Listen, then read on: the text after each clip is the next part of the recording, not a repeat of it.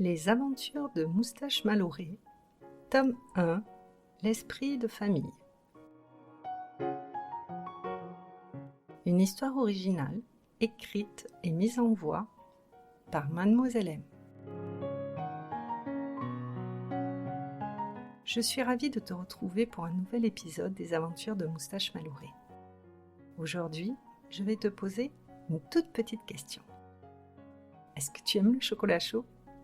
Parce que moi oui, surtout quand il fait froid dehors. Pour se mettre dans les meilleures conditions d'écoute, on va faire la respiration du chocolat chaud. Ferme les yeux et imagine que tu tiens une tasse de chocolat chaud fumant. Inspire doucement par le nez, comme si tu sentais la bonne odeur de chocolat. Expire ensuite doucement par la bouche, comme si tu voulais souffler un peu à la surface pour le refroidir. Faisons ça 3 fois. Inspire, expire. La chaleur du chocolat te remplit et t'aide à te détendre.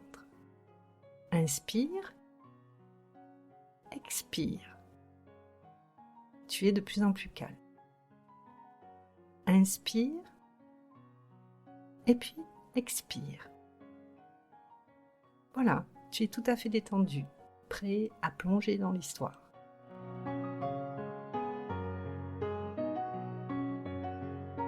En écoutant les podcasts, tu vas naturellement enrichir ton vocabulaire et découvrir de nouveaux mots, de nouvelles expressions, sans même t'en rendre compte.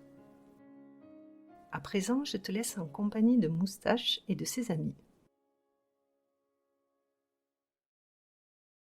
Chapitre 19. Le départ.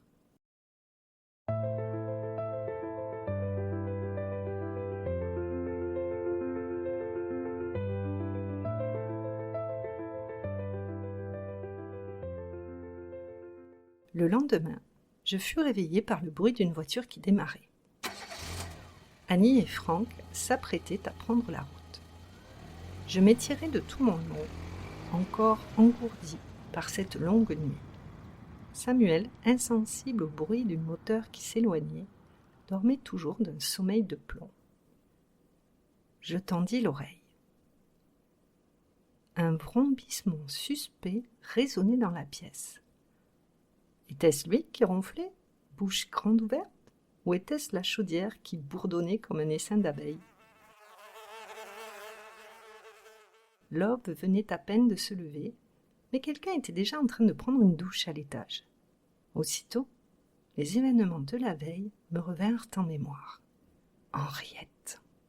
Je n'étais pas pressée de sortir du lit, me demandant comment la matinée se déroulerait.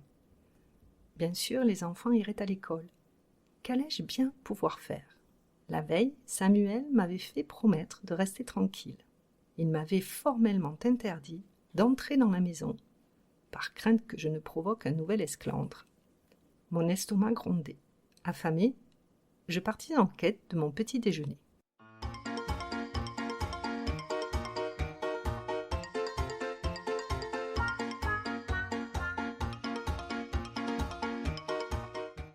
Entre 2 craquements de croquettes, je cherchais la présence d'Annie. Son sourire avait toujours illuminé mes débuts de journée. Elle me manquait. À l'étage, j'entendis des bruits de pas qui résonnaient. Quelques instants plus tard, quelqu'un ouvrit brusquement la porte du garage et se mit à brailler. « Allez, Samuel, debout, c'est l'heure !» Son intervention fut si abrupte que ma bouchée fit une fausse route. La voix de Caroline au réveil ressemblait davantage à une sirène d'alarme qu'à un doux chant de tourterelle. Craignant de m'étouffer, je toussai de toutes mes forces pour libérer mon gosier. Claquant la porte sans ménagement, je l'entendis clamer « C'est fait !» Elle s'était débarrassée de sa corvée. Je m'interrogeai. Pourquoi avais-je paniqué ? J'étais pourtant habituée à l'entendre crier. Du coin de l'œil, je vis la couette qui remuait. Samuel était en train de se réveiller. Je courus le rejoindre dans le lit, glissant mon museau tremblant sous sa main endormie.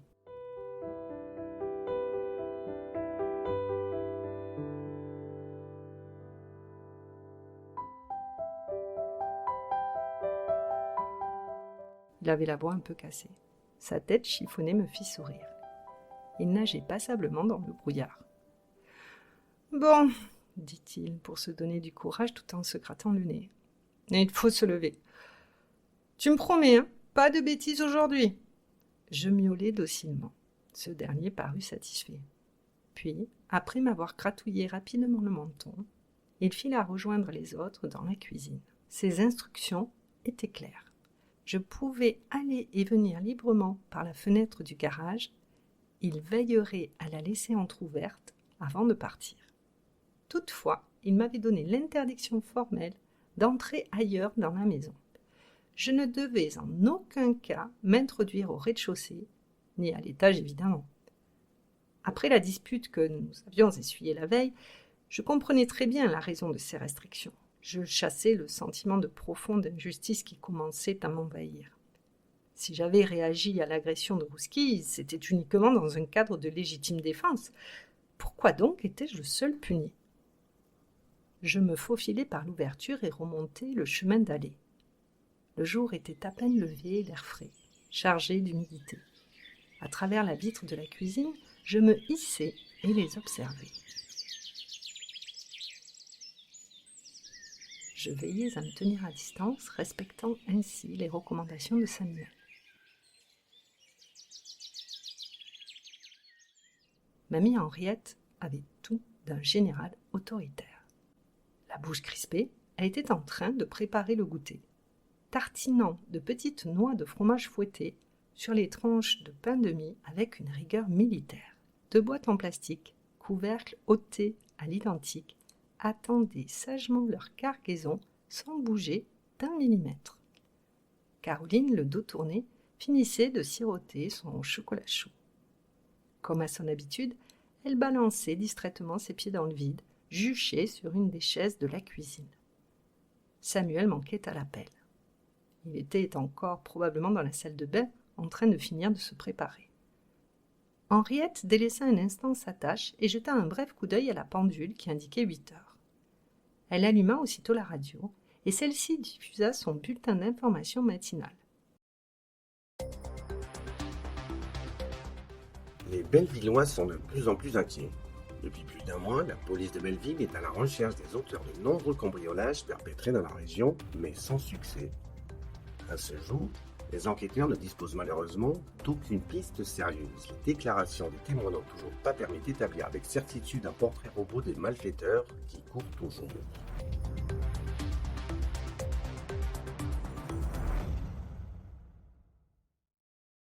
Je ne comprends pas !» s'exclama Henriette d'une voix indignée. « Avec tout ce qu'on entend aujourd'hui, je me demande pourquoi vos parents n'installent pas une alarme dans la maison. Ils devraient sérieusement songer à prendre leurs précautions. Les cambriolages, ça n'arrive pas qu'aux autres. » Caroline eut un haussement d'épaule. « Ils disent toujours que chez nous, il n'y a rien à voler. » Henriette leva les yeux au ciel, exaspérée par tant de naïveté. « Quelle inconscience !» soupira-t-elle. « Crois-tu qu'un cambrioleur qui s'introduit chez les particuliers connaît à l'avance le montant de son butin ? Bien sûr que non. Il entre par effraction et il emporte tout ce qui semble avoir de la valeur avant de ficher le camp. » Elle marqua une pause, puis secoua la tête avant de continuer. « De l'extérieur, comment peuvent-ils savoir ? Ce n'est pas marqué sur la porte d'entrée. » Faudrait peut-être faire un panneau. Mamie Henriette se retourna vers sa petite fille qui se félicitait de sa brillante idée, souriant bêtement. L'instant d'après, Samuel entra dans la pièce, propre comme un sous-neuf. Il replaça d'un mouvement expert la mèche de cheveux qui lui tombait négligemment sur le front, attrapa une tranche de pain de mie et la glissa dans le toaster avant de soupirer. Visiblement, il ne comptait pas être plus aimable que le strict nécessaire. Ce matin, son curseur était réglé particulièrement bas. « Bonjour Samuel, tu as bien dormi ?» Si ces mots de la veille l'avaient affectée, elle n'en montrait rien. « Très bien, » lui renvoya-t-il fièrement. Elle enchaîna, jugeant préférable de ne pas insister. « Il ne va pas falloir traîner, le bus ne vous attendra pas. Caroline, veux-tu bien aller te débarbouiller le visage ? Tu as du chocolat partout sur la figure. Et enfile des vêtements propres. Il te reste à peine 10 minutes pour te préparer. » De mauvaise grâce, la petite fille débarrassa son bol, souffla bruyamment pour exprimer son mécontentement, puis fila en direction de la salle de bain. Henriette la suivit du regard sans la réprimander. Samuel était déjà suffisamment froid avec sa grand-mère ce matin. Il était inutile d'ajouter une quelconque tension. « J'écoutais les informations, » dit Henriette à Samuel dans un effort pour faire la conversation. « C'est incroyable ce qui se passe dans le coin, c'est à n'y rien comprendre. Même dans un village comme le vôtre, on rapporte des faits de criminalité. Bientôt, on ne pourra plus sortir de chez soi sans mettre sa vie en danger. »« Ce n'est certainement pas toi que ça va déranger. » Elle fit volte-face. « Que veux-tu dire par là ? Tu ne sors déjà plus de chez toi. »« Ah bon ? Et aujourd'hui, je suis où à ton avis ?» Elle pinça sa bouche avec nervosité. « Si je suis là, c'est uniquement pour rendre service. » Samuel, qui s'était promis de garder son calme, fit un réel effort pour se contenir. Mais l'attitude de sa grand-mère l'irritait déjà. « On l'aura bien compris, mais je ne vois pas en quoi le fait de rendre service t'autorise à faire la loi. Je te prierai de baisser d'un ton lorsque tu t'adresses à moi, » commanda-t-elle, autoritaire. « Pour qui te prends-tu, jeune homme ? Qui te permet de me donner des leçons ? Critiquer, râler, c'est tout ce que tu sais faire, » poursuivit-il en jouant la surenchère. « Si on m'avait donné le choix entre avoir une grand-mère comme toi et pas de grand-mère du tout, dis-toi bien que je n'aurais pas hésité une seconde. » Il claqua cette phrase en la regardant droit dans les yeux. Elle tomba comme un coup près sur la tête d'Henriette, qui se figea. « Très bien. » Elle reposa calmement ses mains sur le plan de travail et entreprit de disposer les sandwichs dans les boîtes avec application. « Au moins, tu auras vidé ton sac, » déclara-t-elle dignement. « Ouais, ça change rien, mais ça soulage. » Il avala son dernier toast à la hâte, puis s'empara des 2 boîtes de goûter, sans même la remercier. « Sur ce, bonne journée !» Il lui tourna le dos et se dirigea vers le hall d'entrée, fourrant maladroitement une des boîtes dans son sac à dos et l'autre dans celui de sa sœur. Il cria à cette dernière de se dépêcher en enfilant sa veste d'un geste pressé. « Ça va, j'arrive !» Ils claquèrent bruyamment la porte en partant, ce qui fit sursauter Henriette. Cette dernière s'approcha de la fenêtre, puis renonça. Mamie Henriette baissa la tête en direction du sol. Elle avait l'air peinée.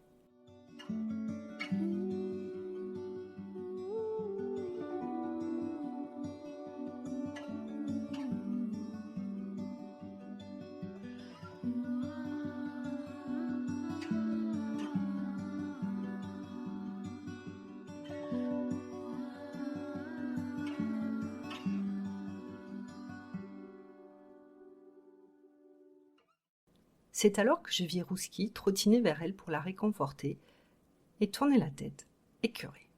Je filai en direction du jardin. Les voir ainsi se câliner me donnait franchement la nausée. Dans mon esprit, une idée folle était en train de germer. Dans cette guerre, Rouski n'était qu'un pion. Mon principal ennemi, c'était évidemment Henriette. Si je voulais prendre l'avantage, je devais apprendre à la connaître. Je devais savoir pourquoi elle agissait ainsi et qui Henriette était en réalité. Pour ce faire, il n'y avait pas 1000 façons de procéder. Je devais m'introduire dans la maison. J'étais convaincue qu'en fouillant ses affaires, je percerais enfin le mystère. C'était risqué, d'autant que Samuel m'avait expressément demandé de ne plus m'en mêler. Sur le moment, pourtant, cette idée ne me parut pas si mauvaise que ça. Il suffisait simplement que personne dans le quartier ne me voie.